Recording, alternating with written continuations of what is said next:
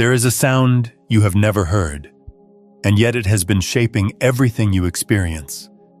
Not a sound in the way you normally think of sound. Not something your ears can detect or your phone can record. This is a vibration that exists at the very foundation of physical reality. A frequency so fundamental that the matter in your body, the thoughts in your mind, and the space between the stars are all expressions of it. And for most of human history, no one could even describe it, let alone work with it deliberately. But in the last century, something changed. Physicists stumbled upon this frequency almost by accident, and what they found was so strange, so disorienting to everything they believed about how the universe works, that the discovery was quietly absorbed into the equations and almost never spoken about in plain language. It was not hidden from you on purpose. It was hidden from you because the people who found it did not know what to do with it either. What I am about to share with you is not mysticism dressed up as science, and it is not science stripped of its deeper implications. It is the place where those two rivers meet, and by the end of this, you will understand not just what this frequency is, but why your nervous system already knows it, why your life keeps producing the same patterns when you lose contact with it, and how to bring yourself back into resonance with it using nothing more than your own attention and your own body. Let us start where the discovery began. In the early 20th century, a physicist named Max Planck was trying to solve what seemed like a minor technical problem. He was working on something called black body radiation, which is just the way heated objects emit energy. The equations at the time predicted that a heated object should release infinite energy at short wavelengths, which obviously did not happen. The math said one thing, reality said another. Planck tried everything to reconcile the two, and finally, almost in desperation, he introduced a mathematical trick. He proposed that energy was not emitted in a smooth, continuous stream the way water flows from a faucet. Instead, it came in tiny, discrete packets. He called these packets quanta, and the size of each packet was determined by a very specific number, a constant that Planck himself calculated. That number is 6.626 times 10 to the negative 34th joules per second.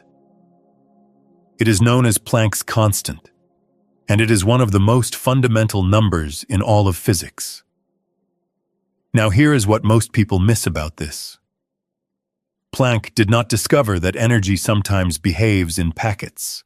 He discovered that energy always behaves in packets, at every scale, in every interaction. The universe does not do smooth. It does not do continuous. At the most fundamental level, reality is granular. It clicks, it steps, it pulses, and the size of those pulses, the rhythm of that clicking, is set by this one constant. This means that the universe has a beat, not metaphorically, literally. There is a minimum unit of action, a smallest possible change, and everything that happens, every photon emitted, every electron that shifts orbit, every chemical bond that forms in your brain as you process these words, happens in multiples of that beat. The universe is not a river, it is a drum. But Planck's constant was only the beginning. Because once physicists accepted that energy comes in discrete packets, they had to ask the next question. What happens between the packets? What exists in the gap between one quantum step and the next? And the answer they arrived at, after decades of experiment and argument, is one of the strangest truths ever uncovered. Between the steps, nothing is determined. Between the pulses, reality exists as pure potential, not as one thing or another, but as every possible thing, simultaneously. This is not philosophy. This is the superposition principle, and it has been confirmed by every experiment ever designed to test it. Think about what this means.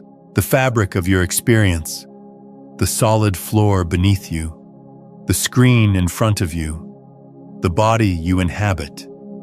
All of it is built from particles that spend most of their existence in a state of undetermined potential.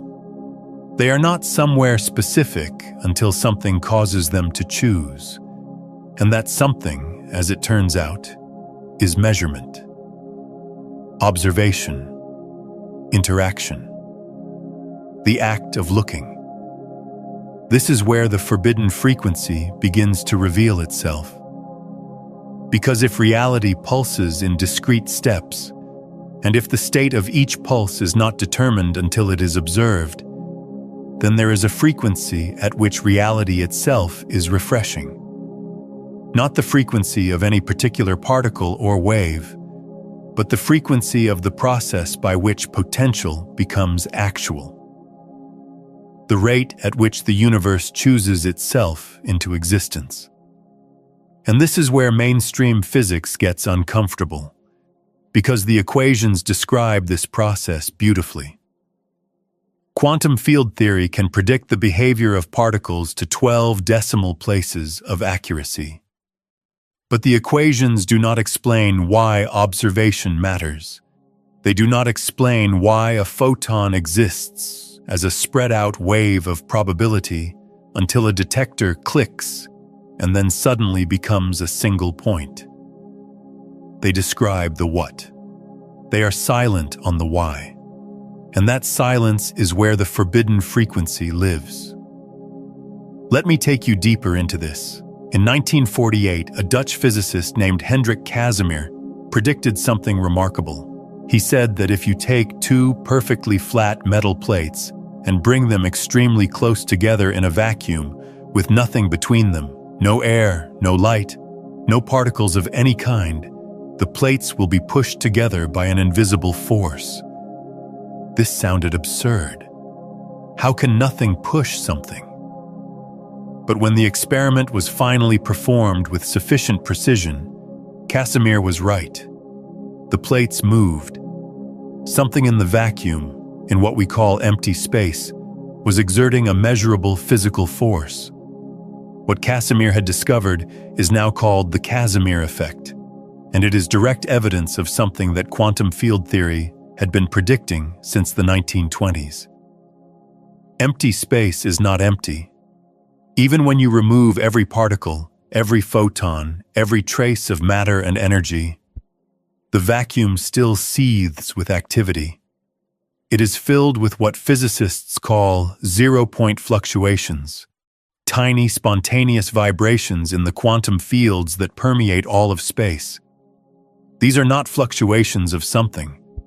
They are fluctuations of the fields themselves, the fields from which all particles and forces emerge, and they cannot be removed. They are the irreducible minimum. The floor beneath the floor. The energy contained in these fluctuations is called zero-point energy, and its theoretical density is almost incomprehensibly large. When physicists calculate how much energy should exist in every cubic centimeter of empty space based on quantum field theory, they get a number so enormous that it exceeds the total energy of all the matter in the observable universe. By a factor of about 10 to the 120th power. This is not a small discrepancy. It is the largest mismatch between theory and observation in the history of science. It is sometimes called the vacuum catastrophe, and it remains unsolved. But here is what matters for what we are exploring together. Whether the calculated value is correct or wildly off, the zero-point fluctuations themselves are real. The Casimir effect proves they exist. They have been measured. They exert force. And they are everywhere, in every point of space at every moment, including the space inside your body right now. This means that what you call empty space, the gaps between your atoms, the silence between your thoughts, the pause between your heartbeats, is not empty. It is vibrating. It is alive with a kind of foundational hum, a frequency that exists below everything else, beneath every sound, every light wave, every neural signal. It is the frequency of the vacuum itself, the tone the universe makes when it is doing nothing at all except existing. And you have felt it. You may not have had a name for it, but you have felt it. There are moments in life when the noise drops away and something else becomes audible, not to your ears, to something deeper. Maybe it happened in the middle of the night, when you woke for no reason, and the world was perfectly still, and for just a few seconds, before your mind started generating thoughts, you felt a kind of hum beneath everything, a presence in the silence. Or maybe it happened during an experience of deep awe, standing somewhere vast, a mountain, an ocean, a sky full of stars. If you've been doing everything right and reality still hasn't shifted, this is the one thing nobody has told you. You meditate, you visualize, you affirm every single morning, and still, somehow, the life you're calling in stays just out of reach. It is not your effort. It is not your mindset. There is something underneath all of it, quietly running the show. I am hosting a free live transmission where I walk you through exactly what that is and how to finally shift it at the root. The link to register is in the description below. Save your seat. The moment you see this, you will understand why you could not see it before, and you felt your sense of self thin out and something immense press in. That was not just an emotion. That was your nervous system, for a brief moment, dropping below its usual noise floor and making contact with the vibration that is always there underneath. If this is resonating with you, if something in these ideas feels like it is confirming what you have always sensed but could not articulate, take a moment to hit the like button and subscribe to the channel so you do not miss what comes next. This is the frequency that has been hidden from you, not by conspiracy, not by any deliberate act of suppression. It has been hidden by noise, by the sheer volume of stimulation that modern life pours through your senses every waking moment, by the constant chatter of a mind that has been trained to narrate, evaluate, and react to everything it encounters, by a nervous system that is almost never allowed to settle into deep enough stillness to detect what lives beneath its own activity. Think of it this way. Imagine you live next to a waterfall. The sound is so constant, so ever-present, that after a while you stop hearing it. It becomes part of the background. You could not describe it if someone asked, because it has become invisible to your attention. Now imagine that one day the waterfall stops, and in the sudden silence, you hear something you have never heard before. A low, steady tone that was always there, always vibrating through the rock and the water and the air, but was completely masked by the roar of the falls. The waterfall is your mind. The roar is the endless stream of thoughts, reactions, judgments, plans, memories, and projections that fill your waking consciousness. And the tone underneath is the zero-point hum of reality itself, the foundational frequency from which everything in your experience, including your mind, arises. Now, I want to be precise here, because precision matters. I am not saying that you can literally hear zero-point fluctuations with your ears. The frequencies involved are far beyond the range of human hearing. What I am saying is that your body is a quantum system. Every atom in your cells participates in quantum processes. The chemical bonds that hold your DNA together, the electron transfers that power your mitochondria, the ion channels that fire your neurons. All of these are quantum events, governed by the same principles, shaped by the same fields, pulsing at multiples of the same fundamental constant. You are not separate from the quantum field. You are an expression of it, a localized pattern in it. And when the noise of your surface-level processing quiets down enough, the deeper pattern becomes perceptible, not as sound, as coherence, as a felt sense of alignment with something that was always there. This is where we need to talk about what coherence actually means, because the word gets used loosely, and I want you to understand it with the kind of specificity that makes it useful rather than decorative. In physics, coherence describes a very particular relationship between waves. Two waves are coherent when they maintain a consistent, stable phase relationship with each other. Their peaks and troughs line up in a predictable way. A laser is coherent light.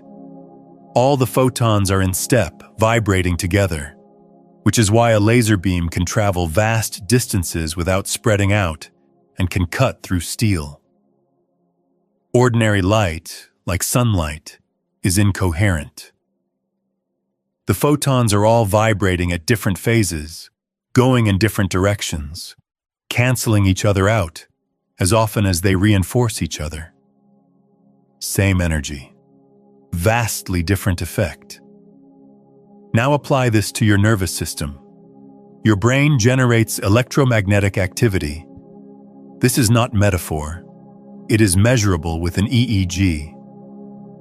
Different states of consciousness produce different patterns of brainwave activity. When you are anxious, scattered, reactive, your brainwaves are incoherent.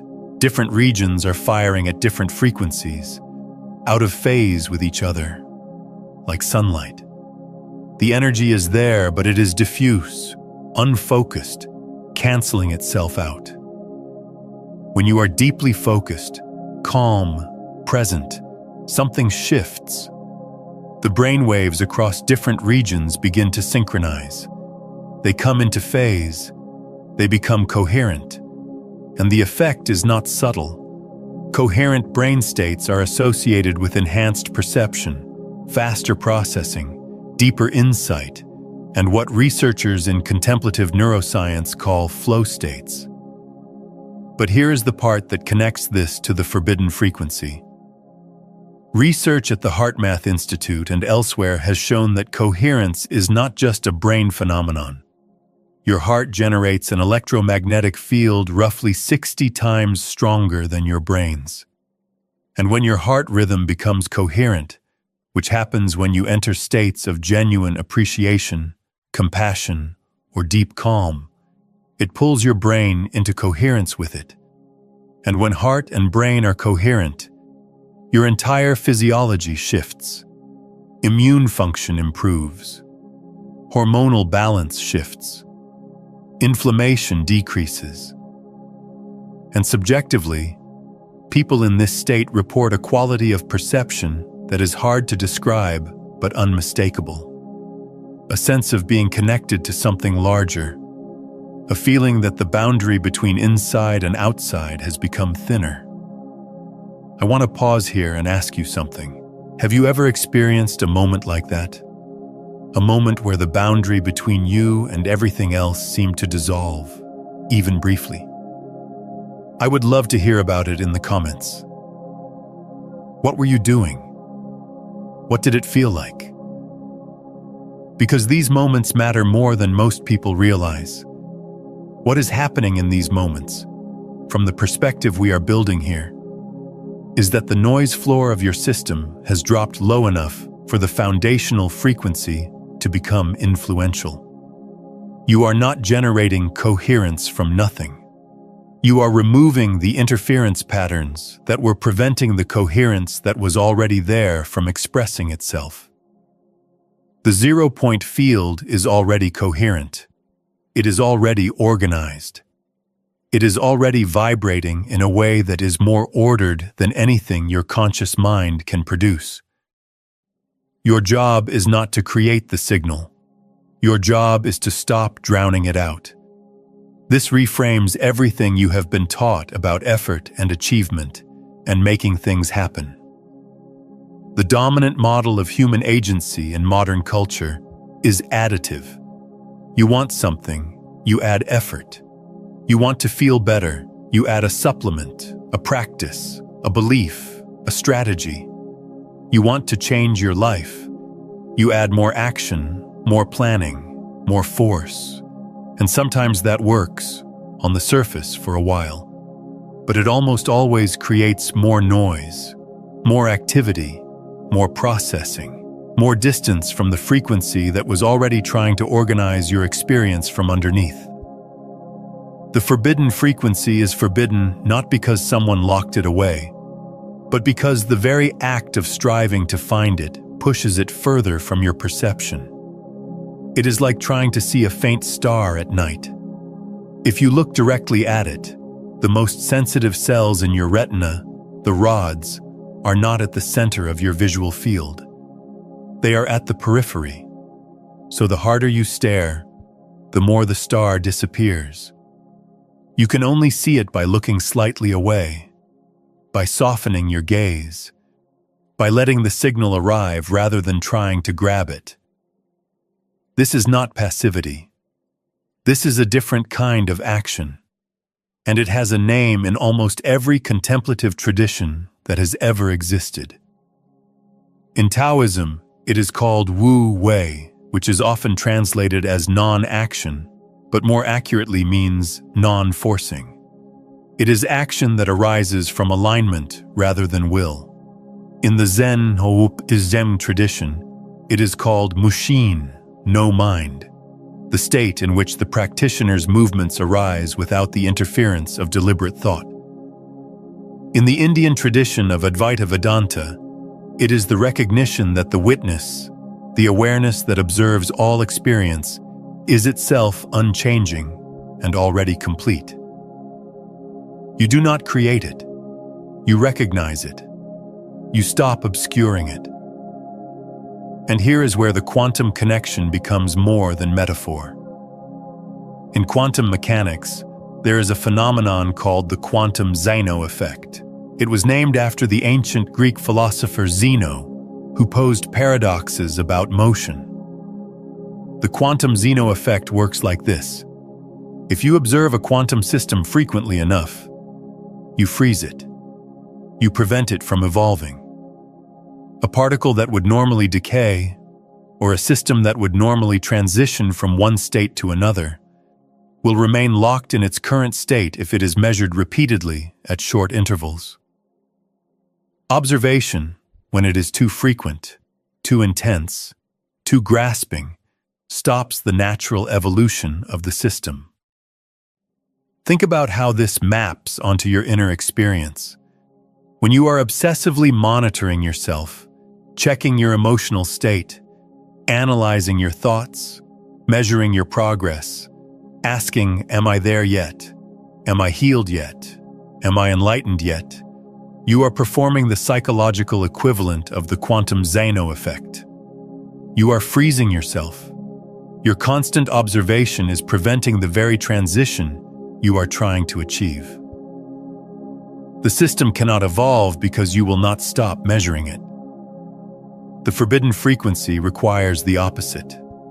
It requires that you create the conditions for reception and then step back. Not step back into distraction or numbness, but step back into a quality of attention that is open, receptive, and non-grasping. The kind of attention that watches without grabbing, that notices without narrating, that is present without demanding. Let me give you a concrete image for this. Imagine a pond. When the surface is agitated, choppy, full of waves, you cannot see the bottom. The depth is there. The clarity is there. but the surface disturbance makes it invisible. Now imagine the wind dies down, the waves settle, the surface becomes still, and suddenly, without anyone doing anything, the bottom becomes visible. The depth reveals itself, not because it was created by the stillness, but because the stillness removed the only thing that was hiding it. Your nervous system is the surface of that pond. The forbidden frequency is the depth, and the waves are not your enemies. They are not things to be destroyed or conquered. They are simply the natural response of a surface to wind. The wind, in your case, is stimulation. Input, the relentless stream of information, expectation, and reactivity that modern life generates.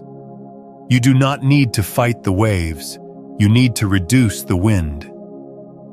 Now let me take this somewhere very specific, because I want you to understand the mechanism, not just the metaphor. There is a structure in your brainstem called the reticular activating system, or RAS. It is essentially a filter. Your senses take in roughly 11 million bits of information per second. Your conscious mind can process about 40 to 50. The RAS decides which 50 make it through, and it makes that decision based on what you have told it matters, through repetition, emotional charge, and attention. When your system is in a state of chronic stress, chronic stimulation, chronic noise, the RAS is tuned to threat. It filters for danger, for problems, for what might go wrong. This is not a malfunction. It is exactly what the system is designed to do under those conditions. But it means that the vast majority of reality, the 11 million bits minus 50, is invisible to you. Not because it does not exist, but because your filter is not tuned to it. You are living in a tiny, threat-colored slice of what is actually present. When you bring your system into coherence, when the noise drops and the heart and brain synchronize, the RAS recalibrates. The filter opens, not to everything, that would be overwhelming, but to a different set of signals. Signals that were always there but were below the threshold of your attention. Subtler patterns, deeper connections, the kind of information that does not scream for your attention, but whispers. And among those whispers is the signal we have been talking about. The foundational hum, the frequency beneath the noise. This is why people in deep meditation, in flow states, in moments of profound stillness, report experiences that sound mystical, but may be more accurately described as perceptual. They are not hallucinating. They are perceiving more of what is actually there. The filter has opened, and reality, which was always richer and more interconnected than their default state allowed them to see, is suddenly visible. For those wanting the complete map of these frequencies and how to work with them, listen closely. Have you spent years chasing manifestation, visualizing, affirming, raising your vibration, only to watch the same patterns repeat? Every traditional method assumes the same thing, that you are separate from what you want. That separation was never real. You were chasing a signal you were already broadcasting. Beyond the frequencies, a quantum guide to consciousness mastery walks through all 9 frequencies, from the dense transmissions trapping you, through the ascending currents, to the master frequencies where consciousness becomes the field. Every method you tried sent a signal outward. This one tunes the signal you already are. Every day you delay, your nervous system broadcasts the same old signal, and breaking free gets harder. So move on it tonight. The link is in the pinned comment below. Now back to the deeper current of what we have been exploring. There is a physicist named David Bohm who spent the latter part of his career developing an idea that speaks directly to this. Bohm proposed that reality has two orders. The explicate order is the world as we normally perceive it. Separate objects, distinct events, things happening in sequence. The implicate order is the deeper level from which the explicate order unfolds. In the implicate order, everything is enfolded into everything else. Separation is an illusion of the surface. At the deeper level, the universe is an undivided whole, and what we experience as distinct events are more like waves on the surface of an ocean, appearing separate but never actually disconnected from the water beneath them. Bohm compared this to a hologram. In a hologram, every part contains information about the whole. If you cut a holographic plate in half, you do not get half the image. You get the entire image at lower resolution. The information is distributed throughout the entire system. Bohm proposed that the universe works the same way. Every point in space contains information about the entire cosmos. Every particle is connected to every other particle, not through some signal traveling between them, but because at the implicate level, they were never separate to begin with. The forbidden frequency, in Bohm's framework, is the vibration of the implicate order itself. It is the hum of the undivided whole, expressing itself through every apparently separate thing. And when you quiet your system enough to perceive it, you are not connecting to something external. You are recognizing the deeper order that was always present in your own structure, because your structure is a fold in the same fabric. This is not a comforting spiritual idea. It is a description of how a holographic universe would actually work. And it has practical implications that are immediate and testable in your own experience. Here is one. If every point contains information about the whole, then the answers you are seeking are not somewhere else. They are not in the next book, the next teacher, the next experience. They are in the depth of this moment, right now, accessible not through accumulation, but through depth of attention. The reason you keep seeking is not that the answer is far away. It is that your filter is set too narrow to perceive what is already here. Here is another. If separation is a surface phenomenon and connection is the deeper reality, then the sense of isolation that drives so much human suffering is not a fact about your situation. It is an artifact of your perceptual setting. Change the setting, and the isolation dissolves, not because your circumstances changed, but because you are now perceiving the connections that were always present. I am curious about something. What is the one pattern in your life that keeps repeating? The one you suspect might be connected to a frequency you have been unconsciously tuned to. Share it in the comments, because naming it is often the first step toward changing the station. Let me bring this into your body now, because understanding this intellectually is the beginning, not the destination. The destination is felt experience, embodied knowing, the kind of understanding that changes how you breathe, not just how you think. I want you to try something right now, wherever you are.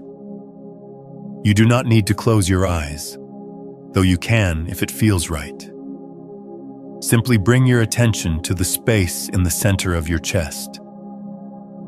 Not the surface of your chest, the space inside, the cavity where your heart sits. And without trying to change anything, without trying to feel anything in particular, just notice what is already there. There is warmth, or pressure, or a subtle pulse. Something is happening in that space right now, and it has been happening your entire life without your conscious attention. Now let your breath slow down, just slightly.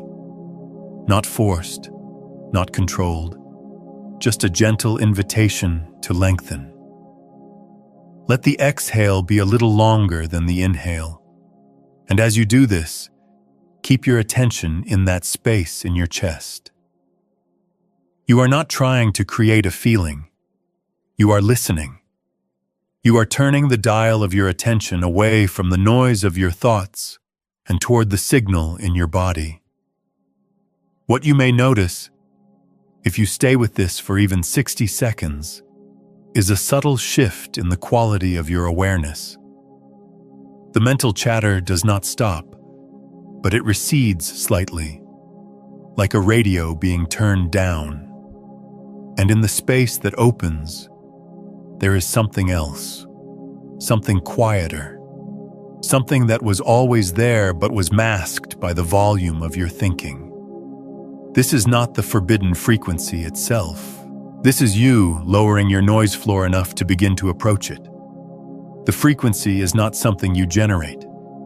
It is something you allow. And the allowing begins in the body, not in the mind. Because the mind is the noise, the body is the instrument. There is a reason that every contemplative tradition in human history has used the body as the doorway, not the mind. The body. Breath practices, movement practices, postural practices, chanting, fasting, even the simple act of walking slowly and deliberately. All of these work not because they create something new, but because they quiet the surface enough for the depth to become perceptible. They reduce the wind so the pond can clear. And there is something specific about the heart that matters here, something that goes beyond metaphor. Your heart is not just a pump, it is a sensory organ. It contains roughly 40,000 neurons, a network complex enough that some researchers call it the heart brain. It processes information independently of the cranial brain. It sends more signals to the brain than it receives from it, and its electromagnetic field extends several feet beyond your body, interacting with the fields of other people and, presumably, with the ambient field of the environment itself. When your heart rhythm is coherent, this field becomes organized, structured, and measurably different from the field produced by an incoherent heart. And here is what is remarkable. Other people's nervous systems respond to your heart's field. Research has shown that when one person is in heart coherence, the brainwaves of a nearby person begin to synchronize with the first person's heartbeat, not their own heartbeat, the other person's heartbeat. The coherent field is literally entraining the nervous system of another person. This is resonance, and resonance is the mechanism by which the forbidden frequency operates. In physics, resonance occurs when a system is exposed to a vibration that matches its natural frequency. A tuning fork struck near another tuning fork of the same pitch will cause the second fork to vibrate without being touched. The energy transfers through the field. The match in frequency is the key. Your body has a natural frequency, not one frequency, but a set of frequencies that correspond to its most coherent, most organized, most alive state. When you are stressed, reactive, noisy, you are vibrating out of tune with your own natural resonance. The energy is still there, but it is scattered, like incoherent light. When you quiet down, when you enter coherence, you come back into resonance with your own deepest structure. And because that structure is a fold in the quantum field, coming into resonance with yourself means coming into resonance with the field itself. This is the forbidden frequency. It is your own natural resonance, which is also the resonance of the field from which you arise. It is forbidden only in the sense that the conditions of modern life systematically prevent you from accessing it. Not through conspiracy, but through sheer noise.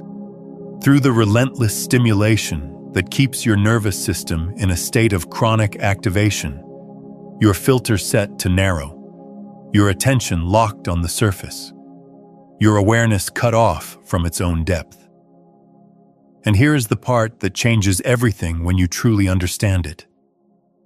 The frequency does not just affect how you feel, it affects what happens.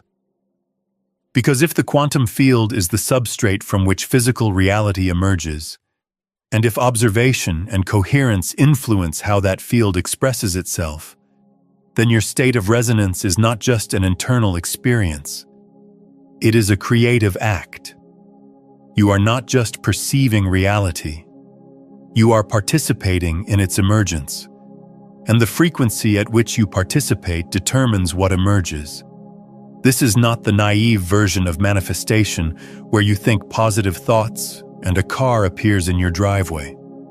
This is something more fundamental and more honest. When your system is incoherent, stressed, reactive, the reality that emerges through your participation is colored by that incoherence. You make decisions from fear. You perceive threats that are not there. You miss opportunities that are right in front of you because your filter is not tuned to them. You interact with other people through a field of tension that their nervous systems detect and respond to, usually by becoming tense themselves. The world you experience is not separate from the state you are in. It is an expression of it. When your system is coherent, when you are in resonance with the deeper frequency, the reality that emerges shifts. Not because the universe is magically rearranging itself to please you, but because you are now perceiving more accurately, deciding more clearly, interacting more harmoniously, and participating in the field from a place of organization rather than chaos. The same raw material of life is there. But what you make of it, what you see in it, what you draw from it, is fundamentally different. There is a concept in quantum mechanics called decoherence that illuminates this from the other direction. Decoherence is the process by which a quantum system loses its coherence through interaction with its environment. A particle in superposition, existing as multiple possibilities simultaneously, becomes entangled with the particles around it, and its quantum behavior smears out into the classical behavior we see in everyday life. The magic, the possibility, the aliveness of the quantum state is lost through noise, through interaction, through entanglement with a chaotic environment. This is exactly what happens to you every day. You wake up in a relatively coherent state. Sleep, when it is deep enough, is a natural reset, a return toward your baseline frequency, and then the environment begins its work. The phone lights up, the news pours in, the obligations stack, the interactions accumulate, and with each one your coherence degrades slightly. Your field becomes entangled with the chaos around you. Your natural frequency is drowned out by the noise of the day. By evening, you are fully decohered, scattered, reactive, cut off from the very frequency that was trying to organize your experience from underneath. This is not a failure of character. It is a physics of consciousness. And understanding it as physics rather than as personal weakness changes everything about how you respond to it. You do not need more willpower. You need less noise. You do not need to try harder. You need to create conditions for coherence. You do not need to find the frequency. You need to stop losing it. Let me give you a practice that works with this directly. This is not a generic meditation. This is a specific technique designed to lower your noise floor and allow your natural resonance to re-emerge. Find a time, ideally in the morning before the day's noise begins, or in the evening after it has settled. Sit somewhere quiet. Not silent necessarily, but quiet enough that the dominant sound is not demanding your attention. Place one hand on your chest, over your heart.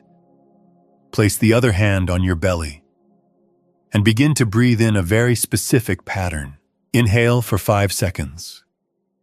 Exhale for 5 seconds. Steady, even, without pause between the inhale and exhale. A continuous, smooth rhythm. As you breathe, bring your attention to the feeling of your heartbeat under your hand. You may not feel it immediately. That is fine. Just keep your attention there. You are not trying to slow your heart or change its rhythm. You are simply attending to it, listening to it, giving it the same quality of attention you would give to a piece of music you love. After 2 or 3 minutes of this, introduce one additional element. On each exhale, silently generate a feeling of appreciation. Not a thought about appreciation, not the word appreciation, the actual feeling. Think of something specific that genuinely evokes gratitude in you, something simple and real, and let the feeling of it fill your chest on each exhale. What you are doing is using the breath to create a rhythmic coherence in your heart, and then using the feeling of appreciation to deepen that coherence. Research shows that appreciation is one of the most reliable triggers for heart coherence. Not because it is a magic emotion, but because it is one of the few emotional states that is both positively valenced and non-grasping. Joy can be grasping. Excitement can be agitated. Appreciation is warm, open, and still. It is the emotional equivalent of the softened gaze that lets you see the faint star. Do this for 10 minutes, and as you do, notice what happens to the quality of your inner space. The thoughts do not stop, but they slow. The mental noise does not vanish, but it recedes. And in the space that opens, there is something else. Something that was always there. A quality of aliveness, of presence, of subtle vibration that is not produced by the practice but revealed by it. That is the frequency. That is what has been hidden. Not by anyone, by noise. And here is what happens when you make this a daily practice, not as a discipline imposed from outside, but as a return to something you recognize as home.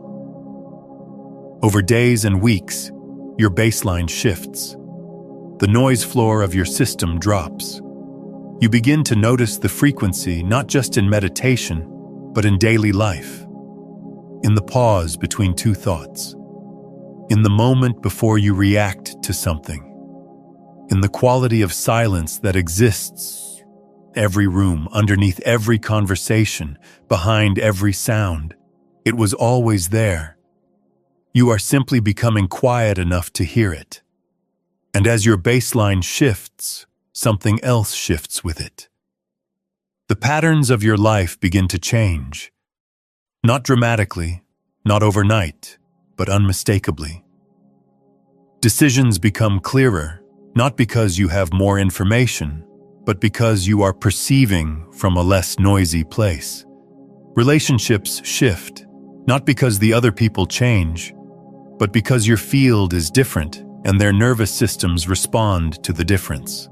Opportunities appear that were always there, but were invisible to your previous filter setting.